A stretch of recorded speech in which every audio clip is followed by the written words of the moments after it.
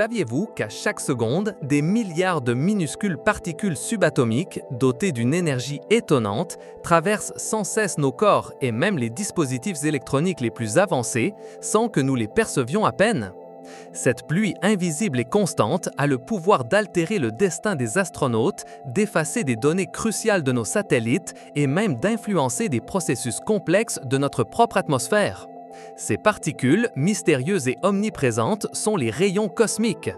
Ce ne sont pas vraiment des rayons au sens de la lumière, mais un flux de noyaux atomiques chargés et d'autres particules élémentaires voyageant à des vitesses proches de celles de la lumière à travers l'espace. Leur étude ne révèle pas seulement les secrets les plus profonds de l'univers, mais nous confronte également à des défis tangibles ici sur Terre et à l'ère imminente de l'exploration spatiale profonde. La majeure partie des rayons cosmiques est composée de protons, les noyaux des atomes d'hydrogène qui constituent environ 90% de cette radiation. Le reste se répartit principalement entre les noyaux d'hélium, environ 9%, et une infime fraction de noyaux d'éléments plus lourds tels que le carbone, l'oxygène ou le fer. On trouve également une petite proportion d'électrons et de positrons qui sont les antiparticules des électrons, bien que leur quantité soit significativement moindre par rapport aux noyaux atomiques. L'énergie de ces particules est ce qui les rend véritablement extraordinaires et dangereuses. Elle se mesure en électronvolts, une unité d'énergie minuscule, mais qui, accumulée, révèle des forces monumentales. Les rayons cosmiques couvrent un spectre énergétique gigantesque, des mégaélectronvolts, c'est-à-dire 1 million d'électronvolts, aux inimaginables hexaélectronvolts, qui équivalent à 1 milliard d'électronvolts. Pour mettre cela en perspective, un seul rayon cosmique d'ultra haute énergie peut posséder la même énergie cinétique qu'une balle de baseball lancée à une vitesse de 100 km/h, concentrée dans une particule des milliards de fois plus petite qu'un seul grain de sable. La classification des rayons cosmiques se base sur leur origine, ce qui détermine également leur niveau d'énergie. Premièrement, nous avons les rayons cosmiques solaires, ou leur sigle en anglais SCR, qui proviennent directement de notre Soleil. Ce sont des événements sporadiques et ils sont liés à des phénomènes hautement énergétiques à la surface solaire, tels que les éruptions solaires ou les éjections de masse coronale, connues sous le nom de CME. Lorsque le Soleil libère une de ces énormes bulles de plasma et de champs magnétiques, les particules peuvent s'accélérer à des vitesses très élevées, impactant directement l'orbite terrestre. Leur énergie est relativement faible comparée à d'autres sources, mais leur proximité et la fréquence de ces événements solaires les rend pertinents pour la sécurité des astronautes et l'intégrité des satellites en orbite basse. Les astronautes ayant participé à des missions spatiales prolongées, comme ceux de la Station spatiale internationale ou ceux ayant pris part aux missions Apollo vers la Lune, ont été et sont constamment surveillés en raison de l'exposition à ce rayonnement. Lors d'une forte éruption solaire, le rayonnement peut augmenter significativement en quelques minutes ou heures, représentant un risque aigu si des précautions adéquates ne sont pas prises, comme se réfugier dans des zones blindées du vaisseau spatial. Ensuite, il y a les rayons cosmiques galactiques, ou leurs initiales anglaises GCR.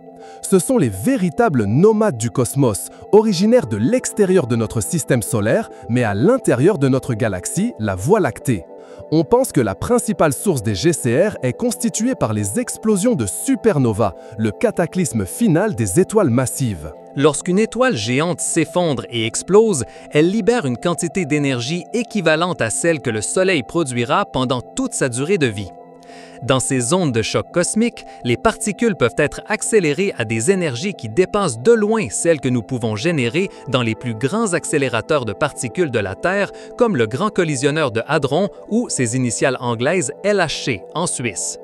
Imaginez une onde de choc expansive agissant comme une gigantesque planche à roulettes cosmique, propulsant les noyaux atomiques à des vitesses proches de celles de la lumière à travers le vaste vide interstellaire.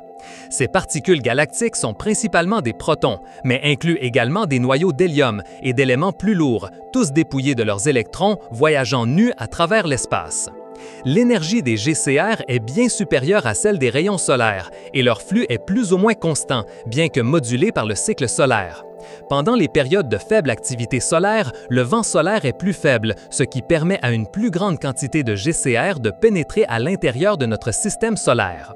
Enfin, à l'extrémité la plus haute du spectre énergétique, il existe les rayons cosmiques d'ultra haute énergie ou leurs initiales anglaises UHECR. Leur origine est l'un des plus grands mystères de l'astrophysique moderne. Bien qu'ils soient extrêmement rares, leur énergie est simplement colossale, dépassant tout ce que nous pouvons imaginer. Un seul UHECR peut avoir une énergie des millions de fois supérieure à celle d'un proton accéléré dans le grand collisionneur de Hadron. On théorise qu'il pourrait provenir de phénomènes astrophysiques extrêmement violents en dehors de notre galaxie, tels que des trous noirs supermassifs au centre de galaxies actives, des explosions de rayons gamma ou des collisions de galaxies. Imaginez le cataclysme nécessaire pour propulser une particule à une vitesse si proche de celle de la lumière que son énergie cinétique individuelle rivalise avec celle d'un objet macroscopique. La détection de ces événements si rares et énergétiques requiert des observatoires aux proportions gigantesques. Un exemple est l'observatoire Pierre-Auger, situé en Argentine, qui couvre une surface de 3000 km² et utilise des centaines de détecteurs pour capturer les cascades de particules que ces rayons génèrent en frappant l'atmosphère terrestre. Maintenant, la question fondamentale est comment ces voyageurs cosmiques impactent-ils l'espace et la Terre ? Dans l'espace, les rayons cosmiques sont une préoccupation majeure pour l'exploration humaine et la technologie satellitaire. Pour les astronautes, l'exposition au rayonnement cosmique est un risque grave et bien documenté. Contrairement aux rayonnements ionisants sur Terre, qui peuvent être facilement bloqués, les rayons cosmiques, en particulier les GCR de haute énergie, sont extrêmement pénétrants. Il n'existe pas de blindage entièrement efficace qui n'ajoute pas une masse prohibitive aux vaisseaux spatiaux. Les effets des rayonnements sur les astronautes sont variés et potentiellement dévastateurs. À court terme, une exposition très élevée peut provoquer un syndrome d'irradiation aiguë, avec des symptômes tels que nausées, vomissements, fatigue et perte d'appétit. Cependant, la plus grande préoccupation pour les missions de longue durée, comme un voyage vers Mars qui pourrait durer plusieurs années, sont les effets à long terme. Le risque de développer un cancer augmente significativement. Des études sur des souris ont démontré que le rayonnement de particules lourdes, comme les noyaux de fer, peut endommager l'ADN des cellules, augmentant la probabilité de mutations menant au cancer. Au-delà du cancer, une potentielle atteinte du système nerveux central a été identifiée. Les astronautes pourraient éprouver une détérioration cognitive, des problèmes de mémoire et des changements d'humeur. Imaginez un astronaute en mission critique dont le jugement et la capacité de réaction pourraient être compromis par les dommages neuronaux accumulés après des années d'exposition à ces particules chargées. Un risque accru de maladies cardiovasculaires et de cataractes oculaires a également été observé. L'Administration nationale de l'aéronautique et de l'espace, ou son acronyme anglais NASA, mène des recherches approfondies sur les blindages utilisant des matériaux comme le polyéthylène, riche en hydrogène, qui sont plus efficaces pour arrêter ces particules de haute énergie que les métaux traditionnels. Des approches de mitigation active sont également explorées, telles que la création de champs magnétiques à bord des vaisseaux pour dévier les particules, bien que cela en soit encore aux phases expérimentales en raison de l'immense énergie requise. La capsule Orion de la NASA, conçue pour des futures missions lunaires et martiennes, intègre un abri anti-tempête solaire, une section avec un blindage renforcé pour protéger l'équipage pendant les événements de rayonnement les plus intenses. Un autre impact crucial dans l'espace est observé sur l'électronique des vaisseaux spatiaux et des satellites. Les rayons cosmiques peuvent provoquer ce que l'on appelle des événements à effet unique, ou leur acronyme anglais SEE. Ces événements se produisent lorsqu'une seule particule de haute énergie frappe un composant semi-conducteur sensible dans une puce électronique. Cela peut entraîner un changement transitoire de tension, altérant un bit de mémoire de 0 à 1 ou vice-versa. Ceci est connu sous le nom d'erreur de bit unique, SBE, qui peut entraîner des données corrompues ou des défaillances temporaires du système. Un cas célèbre est celui du télescope spatial Hubble. Occasionnellement, les rayons cosmiques impactent sa mémoire d'ordinateur, provoquant des erreurs qui doivent être corrigées par logiciel ou en redémarrant le système. Un autre type d'événement plus grave est le verrouillage par événement unique, SEL, qui peut provoquer un court-circuit dans la puce, l'endommageant de manière permanente. S'il n'est pas rapidement détecté et atténué. Pour contrer cela, les ingénieurs spatiaux utilisent des puces de mémoire avec des codes de correction d'erreurs, qui détectent et corrigent automatiquement les bits corrompus. Ils emploient également la redondance, avec plusieurs systèmes identiques pouvant prendre le relais en cas de défaillance de l'un, et le durcissement aux radiations des composants électroniques, les rendant plus résistants à ces impacts. Imaginez à quel point il peut être frustrant et coûteux qu'un satellite de communication de centaines de millions de dollars subisse une défaillance critique due à l'impact d'une particule subatomique invisible. Les satellites de navigation mondiale, comme le système de positionnement global, GPS, dépendent d'une précision extrême, et toute erreur causée par les rayons cosmiques pourrait avoir des conséquences significatives sur Terre. Mais que se passe-t-il lorsque ces rayons cosmiques rencontrent notre atmosphère ? Ici, sur Terre, la situation est drastiquement différente grâce à deux boucliers naturels irremplaçables, la magnétosphère et l'atmosphère. La magnétosphère est le champ magnétique de la Terre, une gigantesque bulle invisible qui nous protège en déviant la majorité des particules chargées des rayons cosmiques, en particulier celles de moindre énergie. Visualisez ce champ comme un gigantesque aimant dans l'espace, forçant les particules chargées à suivre des trajectoires courbées, les empêchant de frapper directement la surface.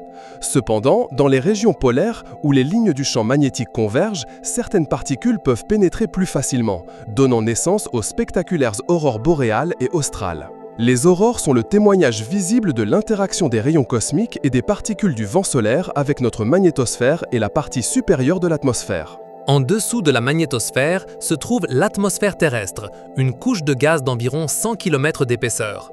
Lorsqu'un rayon cosmique primaire de haute énergie réussit à pénétrer la magnétosphère et entre en collision avec un noyau atomique dans l'atmosphère, une cascade de particules secondaires se produit. C'est comme une collision de billard cosmique. Le rayon cosmique original se fragmente et, à son tour, chaque fragment entre en collision avec d'autres molécules, générant de plus en plus de particules.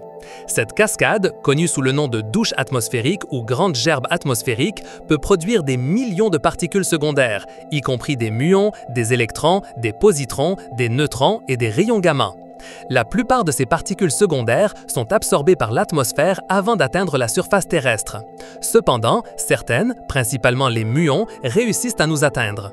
En fait, des milliers de muons traversent notre corps chaque seconde sans causer de dommages perceptibles. Cette interaction atmosphérique a plusieurs impacts intéressants. L'un des effets les plus directs est l'ionisation de l'atmosphère.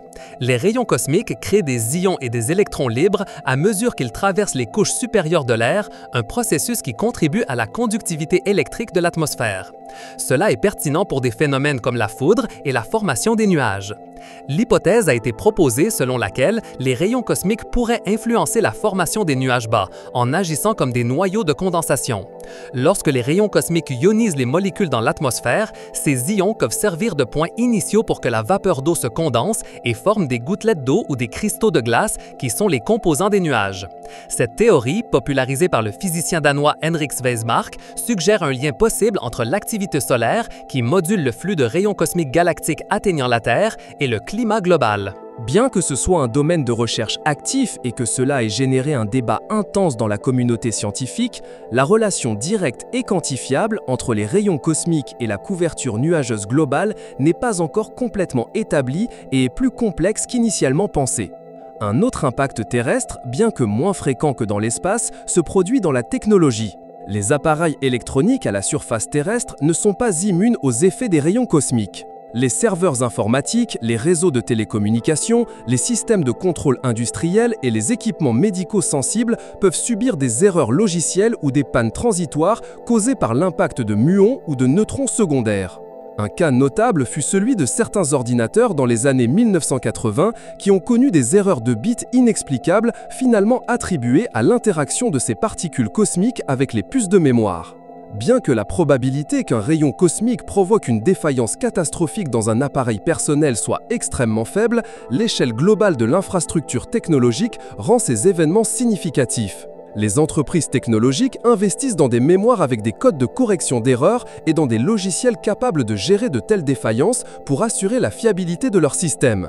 Par exemple, les centres de données massifs qui gèrent des pétaoctets d'informations mettent en œuvre des technologies de redondance et de détection d'erreurs pour atténuer l'impact de ces événements aléatoires. L'industrie automobile, en particulier avec l'essor des véhicules autonomes, prend également en compte la résistance aux radiations dans les puces qui contrôlent les fonctions de sécurité critiques. La vie sur Terre est en grande partie protégée par notre atmosphère.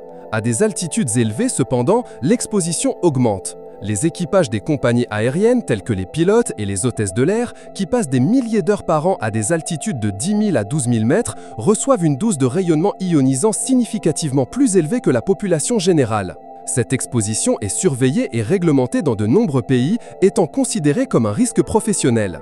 Les agences de sécurité aérienne et de santé au travail établissent des limites d'exposition et recommandent des rotations de personnel pour atténuer les risques à long terme. La recherche sur les rayons cosmiques est une branche dynamique de l'astrophysique et de la physique des particules. Les scientifiques utilisent une variété de méthodes et de détecteurs pour les étudier. Outre l'observatoire Pierre Auger, déjà mentionné, il existe d'autres projets terrestres cruciaux, comme l'Observatoire des rayons cosmiques de l'Utah ou le télescope Array. Ces observatoires ne détectent pas seulement l'arrivée des rayons cosmiques d'ultra haute énergie, mais analysent également la composition des gerbes de particules résultantes pour tenter de retracer leur origine.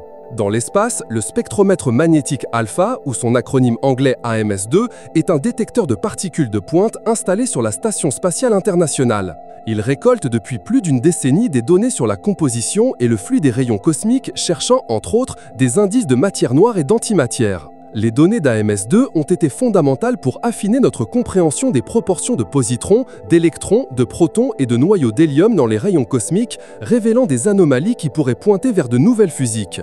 Les sondes Voyager 1 et Voyager 2 de la NASA, qui se trouvent maintenant dans l'espace interstellaire, sont les seuls objets fabriqués par l'homme à avoir quitté l'héliosphère, la bulle protectrice de particules et de champs magnétiques générés par le Soleil.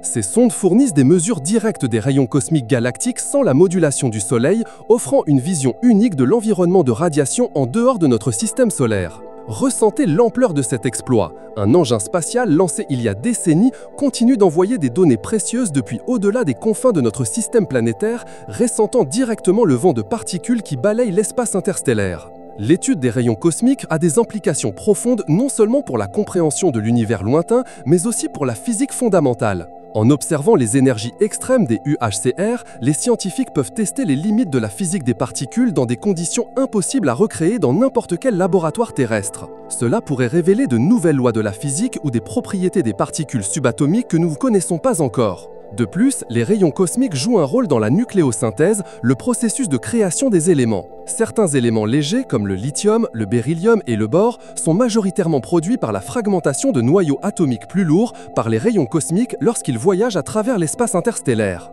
Historiquement, la découverte des rayons cosmiques en 1912 par le physicien autrichien Victor Hess fut une étape majeure. Hess a effectué une série de vols en ballon à haute altitude, emportant avec lui des électroscopes pour mesurer l'ionisation de l'air. À sa surprise, l'ionisation augmentait avec l'altitude, ce qui contredisait la croyance de l'époque selon laquelle le rayonnement provenait de sources terrestres. Il en a conclu qu'il existait une source de rayonnement hautement pénétrante provenant de l'espace. Cette découverte lui a valu le prix Nobel de physique en 1936 et a ouvert un tout nouveau champ de recherche en physique. Son travail a jeté les bases de la découverte de nouvelles particules, comme le positron et le muon, qui ont été initialement observées comme composants des gerbes de rayons cosmiques avant d'être produites dans des accélérateurs. En résumé, les rayons cosmiques sont bien plus qu'une curiosité scientifique. Ce sont des particules chargées d'énergie extrême qui nous offrent une fenêtre sur les processus les plus violents et énergétiques de l'univers, des explosions de supernovas aux mystérieux trous noirs supermassifs. Leur impact se fait sentir depuis les dommages potentiels aux astronautes lors des voyages spatiaux et les défaillances de l'électronique de nos satellites, jusqu'à la modulation subtile de notre atmosphère ici sur Terre. Comprendre eux est vital pour protéger nos explorateurs spatiaux, pour concevoir des systèmes électroniques plus résilients et pour percer les secrets les plus profonds du cosmos. C'est un domaine d'étude qui relie le microcosme des particules subatomiques au macrocosme des galaxies et à l'avenir de l'exploration humaine. Si cette étonnante immersion dans l'univers invisible des rayons cosmiques vous a captivé, n'oubliez pas de vous abonner à la chaîne Explorando pour ne pas manquer nos prochaines aventures. Laissez-nous un j'aime si cette vidéo vous a semblé intéressante et partagez votre avis ou toute question dans la section des commentaires, nous adorons les lire. De plus, partagez cette vidéo avec ceux qui, comme vous, désirent explorer les merveilles et les mystères de l'univers.